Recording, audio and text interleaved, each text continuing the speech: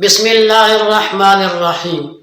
معزز سامعین گرامی، آج جو آپ کے سامنے وظیفہ رکھوں گا وہ وظیفہ بہت ساری کتابوں میں آپ نے دیکھا بھی ہوگا، بہت ساری اس کے متعلق آپ نے ویڈیو بھی دیکھی ہوگی، مگر اس وظیفے کو میں اس لیے آپ کے سامنے رکھنے جا رہا ہوں کہ اس وظیفے کو الحمدللہ میں نے خود بھی آزمایا، اور میرے کہنے پر ایک دوست نے اسی وقت آزمایا اور اس کا یقین جانے اتنا فائدہ ہوا کہ اب وہ اس کا معمول بنا ہوا ہے کہ جب بھی اسے اس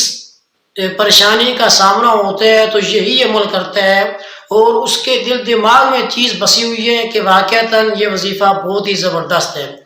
آئیے بتاتے ہیں کہ وظیفہ کیا ہے۔ اگر آپ کو شہد کی مکھی کاٹ لیتی ہے یا آپ کو بڑ کاٹ لیتی ہے، ٹھیک ہے، تو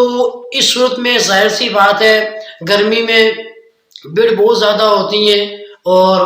گھروں کے اندر بھی ہوتی ہے، جہاں بھی دیکھی انہوں نے گھر اپنا بنایا ہوتا ہے تو بچوں کی عادت ہے چھیڑ خانی کرنا، یا ویسے آپ قریب سے گزرے تو وہ آپ کو کاٹنا شروع کر دیتی ہیں،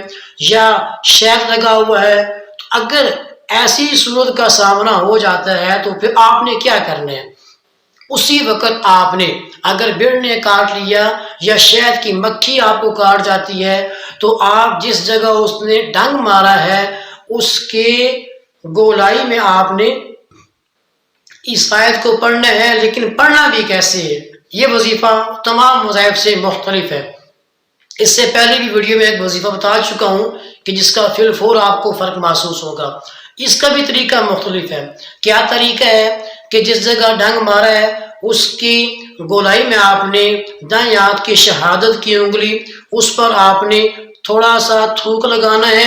اور انگلی پھیرتے ہوئے اس آیت کو آپ نے پڑھنا ہے، وَإِذَا بَطَشْتُمْ بَطَشْتُمْ جَبَّارِينَ وَإِذَا بَطَشْتُمْ بَطَشْتُمْ جَبَّارِينَ وَإِذَا بَطَشْتُمْ بَطَشْتُمْ جَبَّارِينَ۔ اچھا، یہ پڑھنا کیسے ہے؟ ایک ہی سانس میں 7 مرتبہ، ایک ہی سانس میں، کوئی مشکل نہیں ہے۔ میں نے آہستہ پڑھا ہے اس لیے میں نے 3 مرتبہ پڑھا ہے، اگر میں رفتار تیز کرتا تو ایزیلی 7 مرتبہ ہم پڑھ سکتے ہیں۔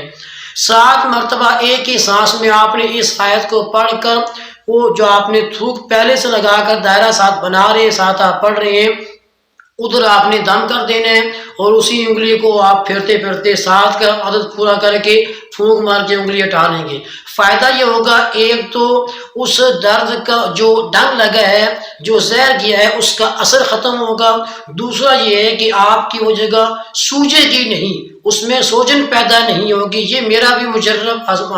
طریقہ ہے، اور جس دوست نے آزمایا اس نے بھی بتایا ہے کہ گر صاحب واقعتاً یہ وظیفہ بہت ہی زبردست ہے، کہ اب میں جب بھی شہد کاٹتا ہوں تو میں پہلے 7 مرتبہ ایک ہی سانس میں اس آیت کو پڑھ کے اپنے اوپر دم کر لیتا ہوں، اس کے بعد میں پھونک مارتا ہوں تو شہد کی مکھیاں دائیں بائیں ہو جاتی ہیں اور میں آسانی سے شہد کاٹ لیتا ہوں۔ ایک مرتبہ مجھے اس نے اپنی وہ آبیتی بتائی ہے کہ میں شہد کاٹنے گیا، چھوٹی مکھی کا شہد تھا، یہ بندہ ابھی بھی حیات ہے، اور میری بات میں کوئی تصنع، کوئی بناوٹ، کوئی جھوٹ نہیں ہے، واللہ آپ کے سامنے صرف اس لیے اس بات کو رکھ رہا ہوں تاکہ آپ کو بھی اس چیز کا یقین حاصل ہو۔ تو اس نے کہا کہ میں شہد کاٹنے لگا تو میرے ذہن میں فوراً آپ والی وہ بات ذہن میں آئی، تو میں نے فوراً اسی کو پڑھا، وَإِذَا بَطَشْتُمْ بَطَشْتُمْ جَبَّارِينَ وَإِذَا بَطَشْتُمْ بَطَشْتُمْ جَبَّارِينَ وَإِذَا بَطَشْتُمْ بَطَشْتُمْ جَبَّارِينَ۔ کہتا ہے میں نے 7 بار پڑھ کے دم کیا تو میں نے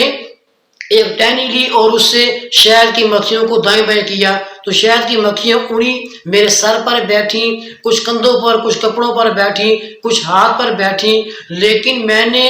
آسانی سے شہد وہاں سے اتارا، میرے سر پر بیٹھی رہی، لیکن اللہ کی شان اس وظیفے کی برکت سے کسی شہد کی مکھی نے مجھے ڈنگ نہیں مارا۔ کہتا ہے میرا اس کے بعد اتنا یقین پکا ہوا کہ جب بھی ایسا کوئی معاملہ آتا ہے تو میں اسی کو پڑھ کے وہ کام کرتا ہوں۔ تو دوستو واقعتاً اس میں بہت جان ہے، واقعتاً بہت جان ہے، بس آپ نے ایک ہی سانس میں 7 مرتبہ اس کو پڑھنا ہے، اور اگر شہد کی مکھی کی کاٹ گئی ہے یا بڑ کاٹ گئی ہے تو آپ دم کریں، انشاءاللہ ادھر ہی درد ختم ہو جائے گا۔ تو آپ سے گزارش ہے کہ بھائی کو دعاؤں میں یاد رکھیں اور ہماری ویڈیو کو زیادہ سے زیادہ دوست احباب کے ساتھ شیئر کریں کہ یہ وظیفہ بہت ہی زبردست ہے۔ یہ وظیفہ میں نے بھی آزمایا ہوا ہے، دوست احباب نے بھی آزمایا ہوا ہے۔ اب دوست احباب کی یہ ریکویسٹ تھی کہ اس وظیفے کو عمومی طور پر شیئر کیا جائے کہ یہ دور دور تک یہ چیز پہنچے اور لوگوں کو اس فائدے سے موقع ملے کہ